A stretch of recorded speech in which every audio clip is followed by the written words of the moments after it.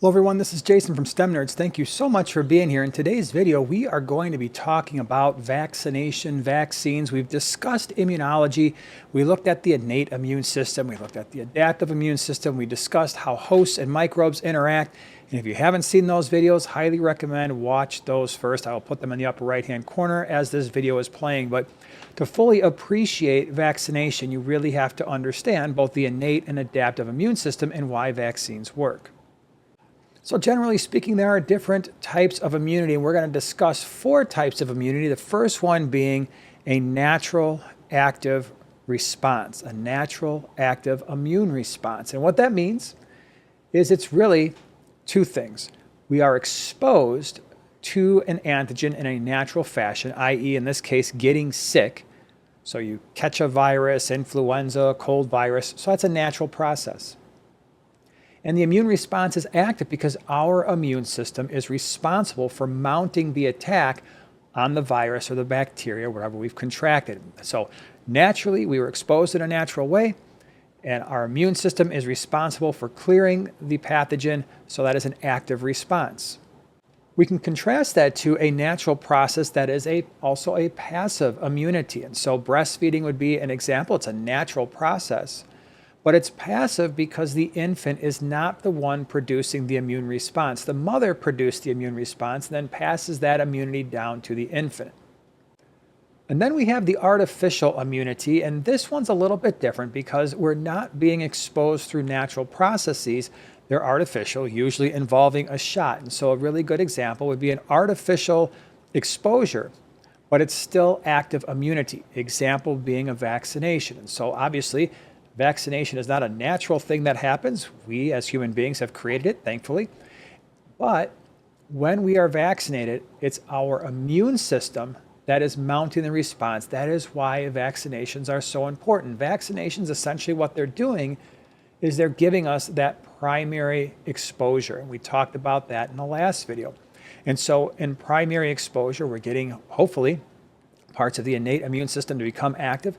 That will in turn activate the adaptive immune response, and over time we will get memory cells that remember the antigens or the pathogens that were injected into the body, so that if we're ever exposed to the real thing, we'll be protected. We'll have that strong secondary immune response. And so this is vaccination.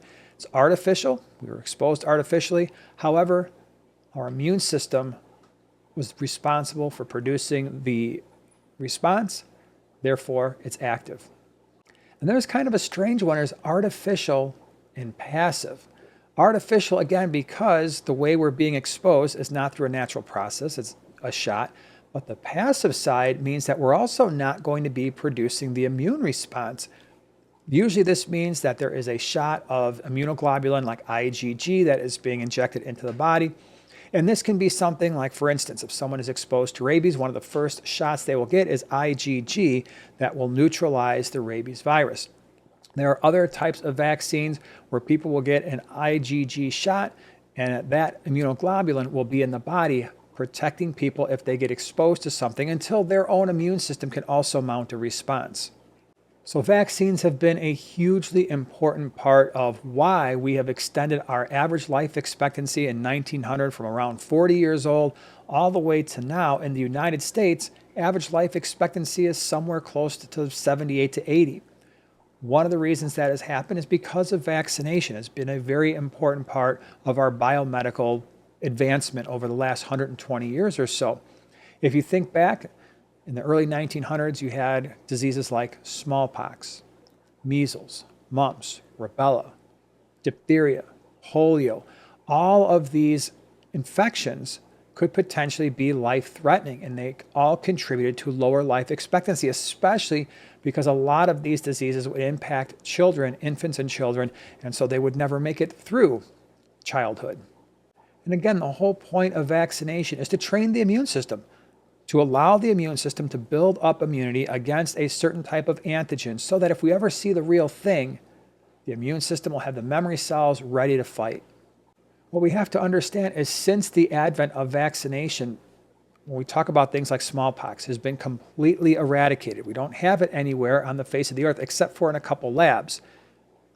Polio, diphtheria, pertussis, chickenpox, mumps, measles, all of these diseases for which there are a vaccine, they have been dramatically decreased by usually 95 to nearly 99% in the United States. And in fact, when there are cases or upticks in these diseases, one of two things has happened. Either one, people have gotten a little lackadaisical on vaccination, or two, we have a large influx of people coming from other countries who have not been vaccinated.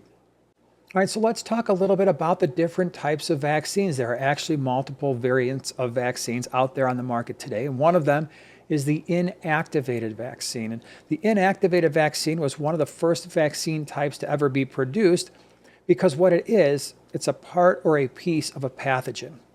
It's not capable of replication. It's usually, if it's a virus, it's just a protein code or a part of a bacterial cell. And so what people do, what scientists discovered, is if you put this in the human body, the immune system can still target that pathogen or that antigen and build up that primary immunity, which then builds up the memory cells, which would provide for a very strong secondary immune response. Now, there are some problems with this. It does have to be administered via shot because you're not dealing with something that's capable of replicating or gaining entry into cells. It's just a protein capsid or a part or a piece of a pathogen. Because it's not capable of replication, you do have to have booster shots. And basically what we're doing there is we are reminding the immune system that something is in the body and that something could be dangerous. Generally speaking, the first time the immune system encounters an inactivated vaccine antigen, it clears it relatively easily. And so it doesn't take it all that seriously. And so while there are memory cells that are built up, they're not nearly as predominant as some other types of vaccines. And so we keep reminding the immune system that there's something there. And so you take the initial shot, get that primary response, and then 3 to 6 months later, and maybe a year after that, or 5 years after that, you keep reminding the immune system via booster shots that there is something there that needs to be cleared. And the more you do that, the more memory cells are produced. Now, even with that, sometimes we need a little bit of help. That help comes in the form of an adjuvant. It's a chemical that's basically like a neon sign over the vaccine that's saying, hey, immune system, this thing is really dangerous. You should take it seriously. And so sometimes you'll get a stronger immune response when you use an adjuvant along with the actual antigen. Now, there are some chemicals in the adjuvants, there are some chemicals in the preservatives that can make people have a pretty strong reaction to certain types of vaccines. Now, because we're dealing with a part or a piece of a pathogen, there's no risk of mutation. There's no genetic material there to mutate, and so it can be relatively safe, especially for the immunocompromised, because we're not dealing with something that's replicating inside the human body. There is a moderate cost to research and development. It can take many, many years and hundreds of millions of dollars for vaccines to get on the market. It's one of the reasons why people wonder why is this pill that costs 13 cents to manufacture, why does it cost $500? Well, these companies do have to recoup the R&D for the vaccines, for the chemo drugs, and all the things that actually come to market, because the vast majority of the drugs that they tried to work on actually failed. And so there's a lot of money that is spent on promising drugs, and they make it through phase 1 clinical trials, phase 2, and by the time they get to phase 3, they realize, hey, this thing's really not working in these phase 1 and phase 2s. And so there is some cost that has to be reimbursed as they bring these drugs to market. The nice thing about the inactivated vaccine, because you're usually dealing with a part or a piece of a pathogen, is they tend to be more temperature stable than other types of vaccines. Now, the second type of vaccine I want to discuss is something called an attenuated vaccine. This is a little bit different because this is a weakened form of a pathogen. And so it actually is capable of replication. It is capable of entering cells once it gets into the human body. Because of that, the immune response is much better, a lot more memory cells, and because of that, we don't have to rely on boosters as much. Now, with this thing replicating inside the human body, it could potentially spread from one person to another. And so if you're looking to do herd immunity, get a critical number of people immunized in a population, you don't necessarily have to vaccinate everyone to achieve that goal. Now, the R&D cost for an attenuated vaccine is going to be much higher. I mean, if you think about what's actually happening, you're taking something that is inherently dangerous to humans, a virus, bacteria, you're weakening it, and then you're trying to make it safe to put into the human body. A good example of this would be the polio vaccine. The polio vaccine, when it was originally created, was an inactivated vaccine that had to be administered via shot. It was a part or a piece of the actual pathogen. They later developed an attenuated strain, and the advantage of the attenuated strain is, one, it didn't have to be given via shot anymore. It could be drops given orally. Two, it was going to provide a stronger immune response. Downside is the fact that it could potentially reverse mutate, or if you fail to attenuate the vaccine properly, weaken it properly, it could actually give people polio. That actually happened in the 1950s, where they failed to attenuate an entire batch of polio vaccine and wound up giving a bunch of kids polio as a result, and that didn't turn out so well. That is a very, very, very rare thing that happens, but there is a very small chance that it could happen. The attenuated vaccines tend to be less temperature stable because you're dealing with an entity that has to be able to replicate. This is important. Temperature stability is important if you are doing vaccination campaigns in areas where there's not a lot of infrastructure on the continent of Africa and certain parts of Asia and South America. So you really do have to consider temperature stability long term. Then we have the RNA vaccines, and I've been talking about RNA or plasmid vaccines for well over a decade. Believe it or not, this is not a new idea. I know most people discovered this concept of RNA vaccines in the last 4 or 5 years when the COVID virus hit in 2020, but this concept has been around a long time. And historically, there were always problems getting enough of the genetic material. Essentially, what has to happen with an RNA vaccine or a plasmid vaccine is you have to get the genetic material into our own cells. And then our own cells will produce the antigens that we're trying to have the immune system target. Historically, there were all kinds of problems getting enough genetic material into cells and then getting those cells to produce enough protein to have a really strong immune response. And as the COVID vaccine came to market, I thought I was going to have to revise a lot of that. And it turns out those problems really do still exist. And so the R&D cost theoretically should be the lowest of the 3 types that we're talking about. And so that's an advantage there. And there is some potential there to be able to create the vaccine a lot faster than the other 2. Unfortunately, out of the 3 vaccine types we are talking about today, the RNA vaccines are by far the worst performing vaccine type on the market. We talked earlier about we fully expect when someone is vaccinated that they're never going to have to experience actual sickness from the pathogen that they were vaccinated. So things like measles, mumps, rubella, pertussis, diphtheria, polio. When somebody is vaccinated, it is extraordinarily rare, exceedingly rare, that they will ever contract those diseases, provided that they're up on their booster shots if they are required. Unfortunately for the RNA vaccines, this is not the case.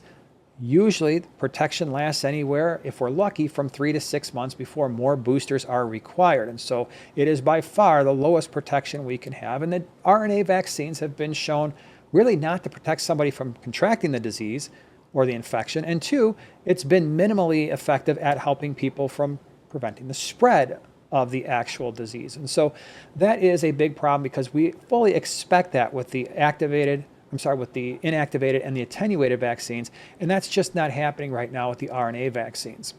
Now, I do think with the RNA vaccines, perhaps one of the potentials there is for cancer vaccination, allowing the immune system to target proteins that are typically going to be present in cancerous cells. And so training the immune system, something it already does, by the way, but training the immune system on how to recognize cancerous proteins and wiping out those cells before they become tumors. RNA vaccines may very well be suited to do that better than other types of vaccines. And so when we look at the future of vaccination, I think there are some really important targets, HIV being one of them, although I am very hesitant to think that there will ever be an HIV vaccine just because there is so much antigenic variation on the virus because of the lack of the reverse transcriptase's ability to proofread. I don't ever see that happening, but it would be a really awesome target. Strep throat would be a really big one because there is a lot of antibiotic resistance starting to appear with strep throat, and untreated strep throat can cause cardiac issues. Malaria, while it's not something that we deal with here in the United States, it is still a very important infectious disease worldwide. So now that we know a little bit about the immune system, we kind of understand how vaccinations work. The application of this is so powerful. We can actually use immune system components to detect minute concentrations of pathogens in human blood and serum and saliva and mucus secretions and urine. And so one of the ways we do this is based on what is known as the ELISA test. The ELISA test, essentially what it does is, imagine you have a plastic tray and it's got all these little tiny wells in that tray. And there's a couple different ways you can run it, but in this picture, what it's doing is it's demonstrating that you take the sides of these little plastic wells and you coat them with antibody. And the antibody has a variable region that recognizes a certain antigen. And so really what we're trying to do here is we're trying to figure out, does somebody have a particular infection or a disease? And so we take these antibodies, we coat the sides of the well, and then we take a serum sample, a blood sample, urine, whatever, and we add that to the wells. And if their antigen is present, it will bind to the antibody. Now, we would not necessarily know that that has happened. There's no way to necessarily visualize that at this point in step number 2. But in step number 3, what we do is we add what's known as a secondary antibody, and that secondary antibody carries an enzyme on the little stem of its Y-shaped antibody. And that antibody is also specific for the antigen. And basically in step 3, what you've created is kind of like an antigen sandwich. You have the original antibody that was bound to the sides of the well. You have the antigen that came from a serum, blood sample, whatever, a sample from a human being. And then you have the secondary antibody in the purple here, and that's going to bind to the antigen. And then what you can do is you can add a substrate that will react with the enzyme that is connected to the antibody. And in step 4, if this has all happened, you're going to see a color change, and this can be extraordinarily sensitive. Now, the practical applications mean, hey, when you go to a doctor's office and you walk in and you do a rapid test, like, hey, I've got some pain in my lower GU. Okay, well, let's take a urine sample and see if there's something going on there. Do you have a UTI or an STD? And they can usually get those results back very quickly. The rapid strep tests are based on this as well. Sometimes they have to send it to the lab, but those rapid tests are basically ELISA-based tests. Even the pregnancy test is a really good example. It's based on the same general principles. All right, everyone, so that was just a basic overview of the different types of immunity and vaccination. As always, thank you so much for being here. Hope you have a great week.